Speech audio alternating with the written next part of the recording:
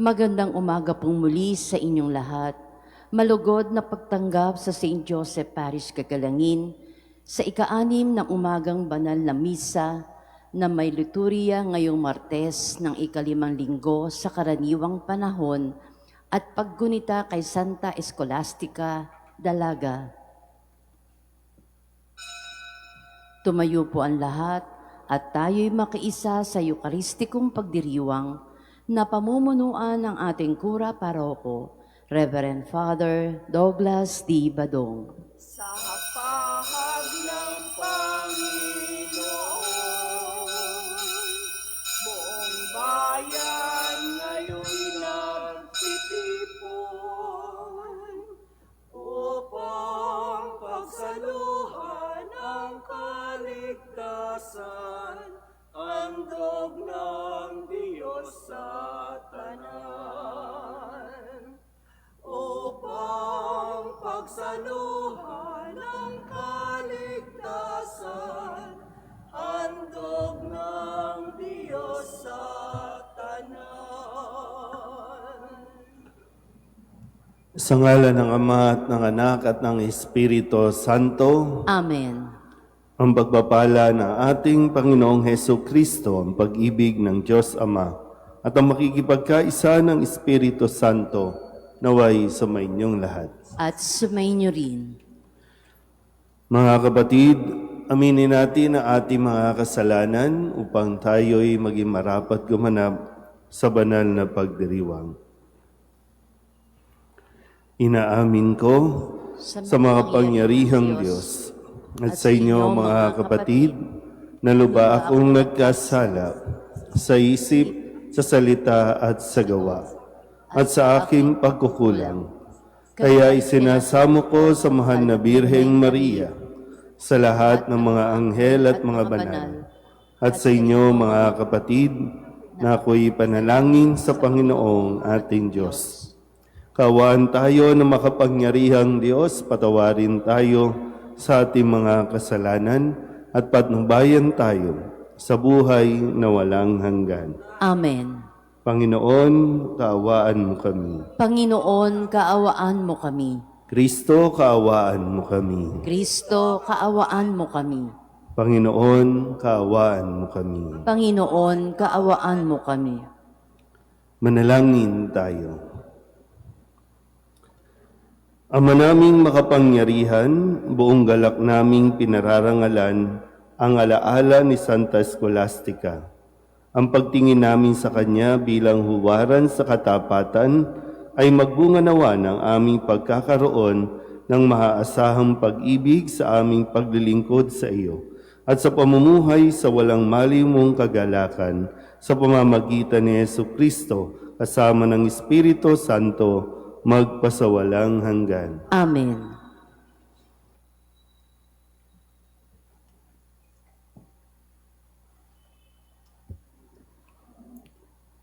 Pagbasa mula sa unang aklat ng mga hari. Noong mga araw na iyon, tumindig si Solomon sa harap ng dambana ng Panginoon. Itinaas niya ang mga kamay at nanalangin ng ganito: Panginoon, Diyos ng Israel, sa langit at sa lupay, walang ibang Diyos na tulad ninyo. Tapat kayo sa inyong mga pangako, sa inyong mga alipin. Walang maliw ang pag-ibig na ipinadadama ninyo sa kanila habang sila'y nananatiling tapat sa inyo. Maaari bang manirahan sa lupa ang Diyos? Kung ang langit, ang kataas-taasang langit, ay di sapat na maging tahanan ninyo, ito pa kayang hamak na tahanang aking itinayo. Gayunman, dinggin ninyo ang dalangin at pagsamo ng inyong alipin, O Panginoon, aming Diyos. Dinggin ninyo sa araw na ito ang panawagan ng inyong alipin. Huwag ninyong iwaglit sa inyong paningin araw-gabi ang templong ito, yamang kayo ang may sabi na ang pangalan ninyo'y mamamalagi rito. Sa gayon, maririnig ninyo ang bawat dalangin ng inyong alipin tuwing mananalangin sa pook na ito. Dinggin ninyo ang inyong alipin at ang inyong bayan tuwing kami mananalangin sa lugar na ito. Dinggin ninyo kami buhat sa inyong luklukan sa langit at patawarin ninyo kami. Ang salita ng Diyos. Salamat sa Diyos. Ang templo mo'y aking mahal, Diyos na makapangyarihan. Ang templo mo'y aking mahal, Diyos na makapangyarihan. Nasasabik ang lingkod mong sa patio mo ay pumasok. Ang buo kong pagkatao'y umaawit na may lugod. Sa masayang pag-awit ko, pinupuri buhay na Diyos. Ang templo mo'y aking mahal, Diyos na makapangyarihan. Panginoon, sa templo mo, mga mayay nagpupugad. Maging ibong layang-laya sa templo mo'y nagagalak. May inakay na kalinga sa tabi ng iyong altar. O poon, hari namin at Diyos na walang kupas. Ang templo mo'y aking mahal, Diyos na makapangyarihan. Mapalad na masasabi silang dooy tumatahan at palaging umaawit, nagpupuring walang hanggan. Basbasan mo, Panginoon, yaong hari naming mahal, pagpalain mo po siya, yamang ikaw ang humirang. Ang templo mo'y aking mahal, Diyos na makapangyarihan. Kahit isang araw lamang, gusto ko pang sa templo mo, kaysa 1,000 araw na iba ang tahanan ko. Gusto ko pang maging bantay sa pinto ng iyong templo, kaysa ako'y mapasama sa masasamang mga tao. Ang templo mo'y aking mahal, Diyos na makapangyarihan. Magsitayo na po ang lahat.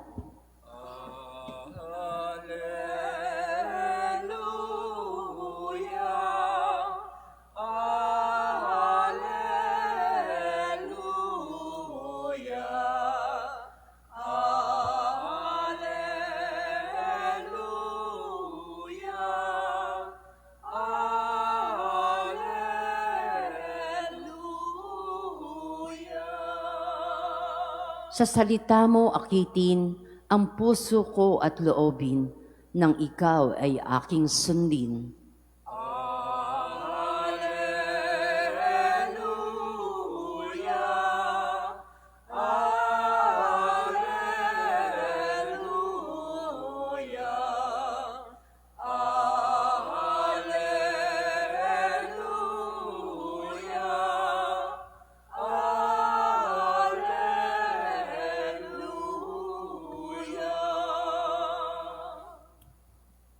Sumainyo ang Panginoon. At sumainyo rin. Ang mabuting balita ng Panginoon ayon kay San Marcos. Papuri sa iyo, Panginoon. Noong panahong iyon, may mga Pariseo at ilang iskribang galing sa Jerusalem na lumapit kay Jesus. Nakita nila na ang ilan sa mga alagad ni Jesus ay kumain nang hindi muna naguhugas ng kamay sa paraang naaayon sa turong minana nila. Ang mga Hudyo, lalo na ang mga Pariseo, ay hindi kumakain hanggat hindi nakapaghuhugas ng kamay ayon sa mga turong minana nila sa kanilang mga ninuno. Hindi rin sila kumakain ng anumang galing sa palengke nang hindi muna ito hinuhugasan. At marami pang ibang minanang turo ang kanilang sinusunod tulad ng tanging paraan ng paghuhugas ng mga inuman, ng mga saro, ng mga sisidlang tanso at mga higaan. Kaya tinanong si Jesus ng mga Pariseo at mga iskriba? Bakit hindi sumusunod ang mga alagad mo sa mga turo ng ating mga ninuno? Kumain sila nang hindi man lamang naghuhugas ng kamay ayon sa paraang iniutos. Sinagot sila ni Jesus, "Tama ang hula ni Isaías tungkol sa inyo. Mapagpaimbabaw nga kayo, gaya ng kanyang sinulat. Paggalang na handog sa akin ng bayan ko'y paimbabaw lamang, sapagkat sa bibig at hindi sa puso ito bumubukal. Pagpuri at pagsambang ginagawa nila'y walang kabuluhan. Ang utos ng tao ay itinuturong utos ng may kapal. Niwawalang kabuluhan nga ninyo ang utos ng Diyos at ang sinusunod ninyo'y ang turo ng tao." Sinabi pa ni Jesus, "Kay husay ng paraan ninyo sa pagpapawalang bisa sa utos ng Diyos. Masunod lamang ninyo ang turong minana ninyo. Tulad nito, iniutos ni Moises, igalang mo ang iyong ama't ina, at ang magsalita ng masama sa kanyang ama o ina ay dapat mamatay. Ngunit itinuturo ninyo, kapag sinabi ng isang tao sa kanyang ama o ina, ang anumang maitutulong ko sa inyo ay korban. Alalaong bagay, inihahain ko ito sa Diyos. Hindi na ninyo siya pinahihintulutang tumulong sa kanyang ama o ina.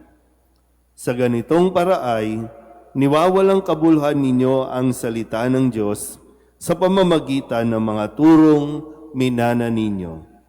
At marami pang bagay na tulad nito ang ginagawa ninyo." Ang mabuting balita ng Panginoon. Pinupuri ka namin, Panginoong Heso Kristo. Isang magandang umaga po sa inyong lahat. Ngayon po ay Martes ng ikalimang linggo sa karaniwang panahon at atin pong ipinagdiriwang at ginugunita ang kapistahan ni Santa Scholastica, ang kapatid ni Saint Benedict, na isa na ngayon sa mga santa o mga banal na kailangan nating hinga ng tulong at gabay. Sabi nga pag scholastic, matalino, at kailangan talaga natin ng tunay na talino na nanggagaling sa turo ng ating Panginoong Hesukristo para mas maging maayos ang ating pong pang-araw-araw na buhay. Sa Ebanghelyo, narinig natin ang pagkukumpronta ng mga Pariseo at mga Iskriba sa mga alagad ni Jesus. Nung kinausap sa Jesus at sinita, bakit ang mga alagad ay hindi sumusunod sa kanilang mga turo, sa mga minanang turo. Katulad na lang ng pagkain ng hindi muna naguhugas ng kamay, na para bang ang kalakip nito agad ay kamatayan. Pero dito po, ipinakita rin sa atin, o pinarinig din sa atin na tahasan ding o derechahan ding kinumpronta ni Jesus itong mga Pariseo at mga Iskriba at sinabing, mga mapagpaimbabaw nga kayo. Ang mga Pariseo at mga Iskriba, sila po ang mga matatalino, kung tutuusin, sila kasi ang nakakaalam ng mga kautusan ng Diyos. Pero kasabay ng pagpuna ni Jesus sa kanila ay ang pagtuturo na rin na higit nilang pinahalagahan ang mga minanang turo o mga tradisyon na kanilang nakasanayan kaysa ang isabuhay at ituro ang utos ng Diyos. Di ba? Totoo naman po, no? Para bang pag binasa ko ito, naiinis din talaga si Kristo. Kinaiinisan niya yung mga mapagpaimbabaw. Kinaiinisan niya yung mga may kapangyarihan o itinalaga na magturo pero hindi nila isinasabuhay ito. Yung bang mahilig lang manita, mahilig lang magsabi, no, hindi yan, pero sila mismo hindi inia-apply sa sarili. Yung mahalaga, no, na ipagdasal natin na hindi tayo mahulog sa ganitong pag-uugali. Kasi hindi nakakabuti talaga yun. Yung lagi tayong, para tayong, sabi nga, no, namumulis. Pero yung ginagawa natin, hindi natin nakikita o hindi natin tinitingnan na mali. Sa sitwasyon din natin ngayon, talagang pag nanonood tayo, no, ng mga hearing, hindi ko alam, no, kung yung inaasahan kasi natin na dapat magpatupad o gumawa, magpatupad o mag-implement ng ating mga batas, sila mismo ang nagiging sangkot sa mga katiwalian, sila mismo ang nagiging sangkot ng mga paglabag o pagsuway sa mga kautusan natin. Kung kaya, tayo mismo hindi umuunlad. Tayo mismo ay hindi umaasenso. Ito, yung usapin natin tungkol sa West Philippine Sea, yung mga senators natin na dapat ay nagtatanggol sa atin pong lupa, pero parang hindi gano'n ang nangyayari. Kaya yung mga tao o tayo, hindi ko lang alam, no, kung nalilito na tayo sa kung ano ba talaga ang katotohanan tungkol sa ating bansa, tungkol sa ating politika, dahil seemingly matatalino, mababait, kuno, pero wala tayong direksyon na pinatutunguhan. Kaya kailangan natin ipagdasal ng mabuti na sana mas dumami pa ang mga maglilingkod sa ating bayan na talagang totoong may kaalaman sa batas, totoong may malasakit sa kapwa, totoong may malasakit sa bayan. Kasi kung tungkol sa usapin ng malasakit, si Kristo ang nagpakita at dapat nating tularan yung kanya pong malasakit sa kapwa-tao na nanggagaling sa kanya pong pagsunod o pagtupad sa kautusan ng Diyos. Totoo naman, no? Hindi ka pwedeng magmalasakit sa kapwa nang hindi mo sinusunod ang utos ng Diyos. Kasi doon yun nanggagaling. Kaya natin nagagawa ang maging mabuti sa ating kapwa, ang sumunod sa ating lipunan dahil ito ang utos ng Diyos. Amen?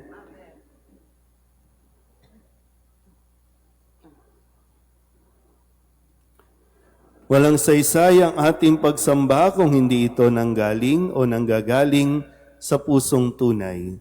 Manalangin tayo ngayon sa Diyos Ama upang gawin niyang malinis at tapat ang ating mga puso.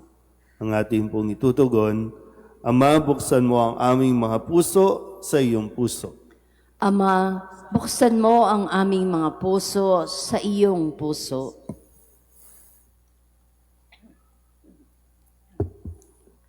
Ang mga namumuno ng ating simbahan naway laging gabayan ng liwanag ng Ebanghelyo at huwag nawa nilang hanapin ang seguridad sa mga makamundong estruktura. Manalangin tayo sa Panginoon. Ama, buksan mo ang aming mga puso sa iyong puso. Bilang isang komunidad, naway wag nating isara ang ating mga mata sa tunay na pangangailangan ng mga mahihirap na ating kasakasama. Manalangin tayo sa Panginoon. Ama, buksan mo ang aming mga puso sa iyong puso. Ang lahat ng Kristiyano naway mapagtanto na makikita sa ating pakikitungo sa ating mga kapwa ang tunay na pagsasabuhay ng kalooban ng Diyos. Manalangin tayo sa Panginoon. Ama, buksan mo ang aming mga puso sa iyong puso. Ang mga may sakit, naway mapalakas sa kanilang kahinaan at mapalaya sa kanilang mga karamdaman. Manalangin tayo sa Panginoon. Ama, buksan mo ang aming mga puso sa iyong puso. Ang mga kapatid nating pumanaw na ay magkamit nawa ng kapayapaan ng Diyos. Manalangin tayo sa Panginoon. Ama, buksan mo ang aming mga puso sa iyong puso. Dulog din natin sa Panginoon ang ating mga personal na kahilingan at mga panalangin para sa ating mga pamilya. Kasama din ang mga kahilingan ng mga nanonood sa online.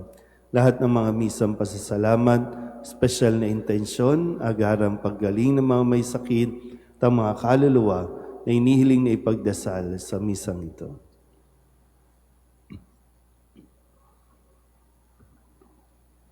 Ang lahat ng ito inihiling namin sa ngalan ni Kristong aming Panginoon. Amen. Kunin at tanggapin ang alay na ito, mga biyayang nagmula sa pagpapala mo. Tanan ang bawat pusong pagkatinibig mo, ngayon'y nananalig, nagmamahal sa'yo.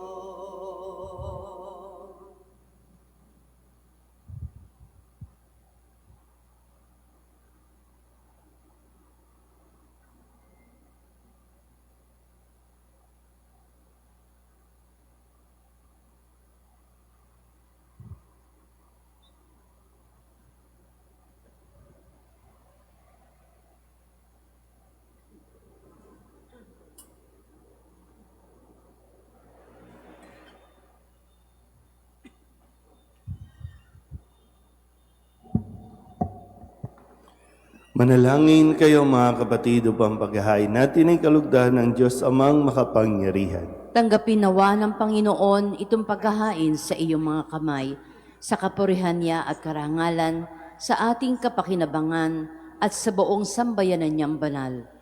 Ama naming lumikha, sa pagpapahayag namin sa iyong kadakilaan, ngayong ginugunita namin ang dalagang si Santa Scholastica. Ang kalugod-lugod niyang kagitingan sa pamumuhay ay magpagindapat nawang kalugdan mo ang aming mga alay sa pamamagitan ni Jesucristo kasama ng Espiritu Santo magpasawalang hanggan. Amen. Sumainyo ang Panginoon. At sumainyo rin. Itaas sa Diyos ang inyong puso at diwa. Itinaas na namin sa Panginoon. Pasalamatan natin ang Panginoong ating Diyos. Marapat na siya ay pasalamatan. Ama naming makapangyarihan, tunay ngang marapat na ikaw ay aming pasalamatan. Ikaw ay nagniningning sa piling ng mga banal na ikinararangal mo sa kanilang kabutihan. Ibinibigay mo silang huwaran namin araw-araw at katuwang sa pagsamba sa iyong kamahalan. Sa pamamagitan ng anak mong si Jesucristo, kami naliligid ng mga banal na tao. Sila'y mga saksi na ang pananalig sa iyo ay magaganap namin sa ikararangal mo. Kaya kaysa ng mga anghel na nagsisiawin ng papuri sa iyo, nang walang humpay sa kalangitan, kami nagbubunyi sa iyong kadakilaan. Santo, Santo, Santo Panginoon Diyos ng mga hukbo, napupuno ang langit at lupa ng kadakilaan mo. O sana sa kaitaasan, pinagpala ang naparirito sa ngalan ng Panginoon. O sana sa kaitaasan. Ama naming banal, ikaw ang bukal ng tanang kabanalan. Kaya't sa pamamagitan ng iyong Espiritu, gawin mong banal ang kaloob na ito upang para sa aming maging katawan at dugo ng aming Panginoong Jesucristo. Bago niya pinagtisang kusang loob na maging handog, hinawakan niya ang tinapay, pinasalamatan kaniya, pinaghati-hati niya iyon, iniabot sa kanyang mga alagad at sinabi,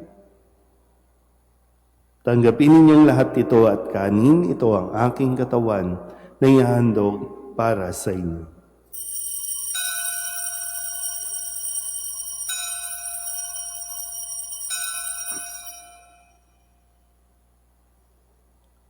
Gayun din naman nang matapos ang hapunan, inawakan niya ang kalis, muli kaniyang pinasalamatan.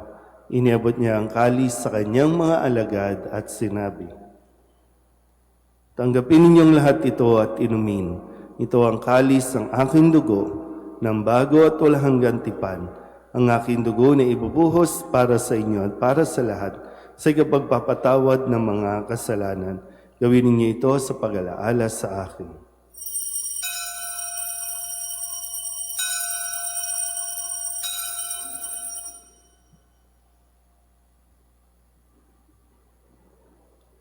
Ipagbunyi natin ang misteryo ng pananampalataya. Si Kristo'y namatay, si Kristo'y nabuhay, si Kristo'y babalik sa wakas ng panahon.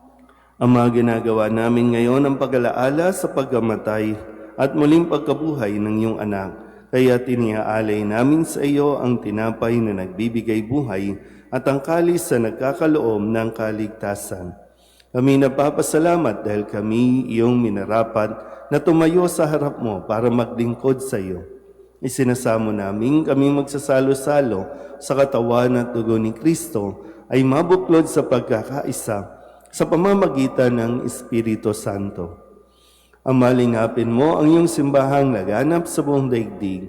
Puspusin mo kami sa pag-ibig kay San Leon na aming Papa at ni Jose na aming Obispo at ng Tanang Kaparian. Alalahanin mo rin ang mga kapatid naming nahimlay na may pag-asang sila'y muling mabubuhay, gayon din ang lahat ng mga pumanaw. Kawaan mo sila at patuloyin sa iyong kaliwanagan. Kawaan mo at pagindapating kaming lahat na makasalo sa iyong buhay na walang wakas.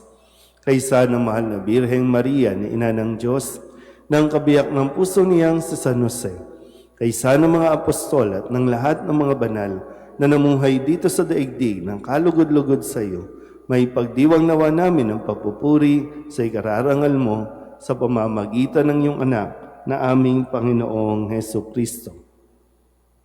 Sa pamamagitan ni Kristo, kasama niyan sa Kanya, ang lahat ng parangal at papuri ay sa iyo, Diyos samang makapangyarihan, kasama ng Espiritu Santo, magpasawalang hanggan.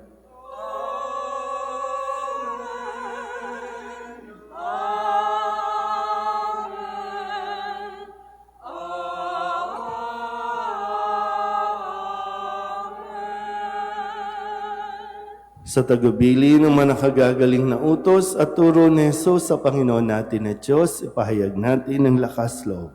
Ama namin, sumasalangit ka, sambahin ang ngalan mo, mapasa amin ang kaharian mo, sundin ang loob mo dito sa lupa para nang sa langit. Bigyan mo kami ngayon ng aming kakanin sa araw-araw, at patawarin mo kami sa aming mga sala, para ng pagpapatawad namin sa nagkakasala sa amin. At huwag mo kaming ipahintulot sa tukso at iadya mo kami sa lahat ng masama. Inihiling namin kami iadya sa lahat ng masama, pagkalooban ng kapayapaan araw-araw, iligtas sa kasalanan at ilayo sa lahat ng kapahamakan, samantalang aming pinananabikan ang dakilang araw ng pagpapahayag ng tagapagligtas naming si Heso Kristo. Sapagkat iyo ang kaharian at ang kapangyarihan at ang kapurihan magpakailanman. Amen. Panginoong Heso Kristo, sinabi mo sa iyong mga apostol, kapayapaan ang iniiwan ko sa inyo, ang aking kapayapaan ang binibigay ko sa inyo. Tunghayan mo ang aming pananampalataya at huwag ang aming mga pagkakasala. Pagkalooban mo kami ng kapayapaan at pagkakaisa ayon sa iyong kalooban, kasama ng Espiritu Santo, magpasawalang hanggan. Amen. Ang kapayapaan ng Panginoon ay laging sumainyo. At sumainyo rin. Magbigayan po tayo ng kapayapaan sa isa't isa.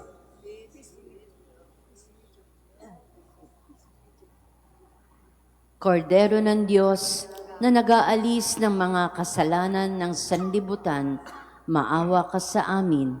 Kordero ng Diyos na nag-aalis ng mga kasalanan ng sanlibutan, maawa ka sa amin.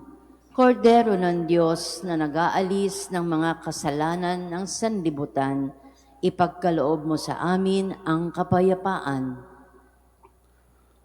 Ito ang kordero ng Diyos. Ito ang nag-aalis ng kasalanan ng sanlibutan. Mapalad ang mga inaanyayahan sa kanyang piging. Panginoon, hindi ako karapat-dapat na magpatuloy sa iyo, ngunit sa isang salita mo lamang ay gagaling na ako.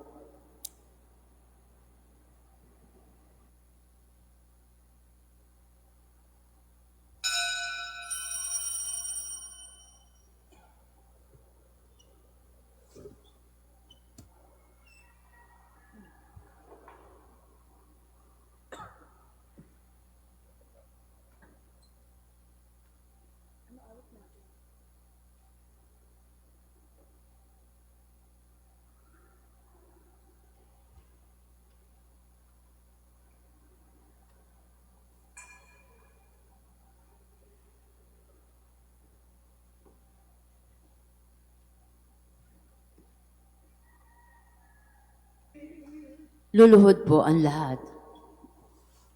Panalangin kay San Jose, abang tagapangalaga ng tagapagligtas, kabiyak na puso ng mahal na Birheng Maria. Sa iyo ay pinagkatiwala ng Diyos ang kaisa-isa niyang anak. Sa iyo nagtiwala si Maria. Sa piling mo si Kristo'y naging tao. Maging ama ka rin sa amin, pinagpalang Jose, at gabayan mo kami sa landas ng buhay. Ihingi mo kami ng biyaya, awa at tapang, at ipagtanggol kami sa lahat ng masama. Amen. Magsitayo na po ang lahat.